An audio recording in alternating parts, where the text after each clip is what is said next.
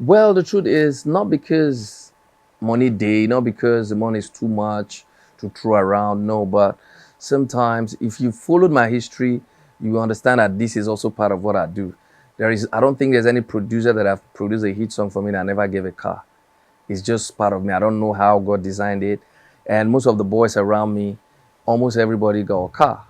You understand? So it's kind of normal to make people comfortable. Car, in my own understanding, can make their movement comfortable. So what led to me giving my band members cars? There was a day we were traveling to Abuja for a concert, and one of them came very late, and I was like, what's the problem? They were like, I woke up since morning from Aja, I was looking for Uber, they kept on canceling, and they were even saying 28 to 30K, blah, blah, blah. When they said that, the thing just struck me, bam, car care.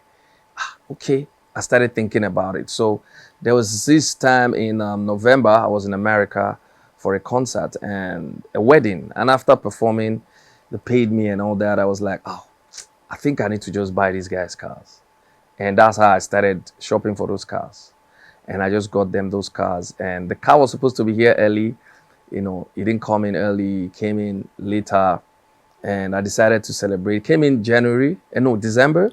I kept it intentionally for Valentine's Day, and we had a show that day, and I wanted them to perform very well. So I brought them to my house, like they should come and have food with me. It's Valentine. They were saying, now food we can't chop, or we don't know, say, giving them those cards, the joy I saw in their faces, I don't think there's any amount of money that can give me that joy I saw in their faces. They were shocked, they were excited, and I know what that would do for them. I know it's going to reduce a lot of pressure, and it's going to give them some confidence also, going forward. And that's it. So for me, it's just sign of showing love. The 2 years in ATL, I think my expectation is very high. I want to see a reason why we came back or why we've gone out and came back. Like, I want to be mind blown. Like, boom, okay. I think I remember I was at the Grammys with Mr. Ayo and Imashao a couple of years ago, and we saw Kendrick Lamar performing, and we're like, damn, we're screaming like, when is this going to be like this back home?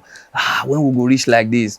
And fast forward to now, I think the Headies has also grown so huge and big, from the red carpet to the event himself and all that.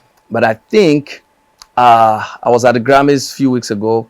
I was there last year, and when I see some things, I wish, like, how can we make this happen back home? So I don't have to give any expo to the Headies, but I want to be in that room and see some things again happen and be like, okay, I think we've moved from this point to that point. But one thing I want to tell you for sure is that without major sponsors and big budgets, I don't think that some of those our dreams will come to pass. So I think we should have a lot of sponsors and people encouraging our work, our craft, and that is also, supporting the Headies, and the awards to make us look nice. When I was at the Grammys, when I was looking at the sponsors, after they want to do break. If you see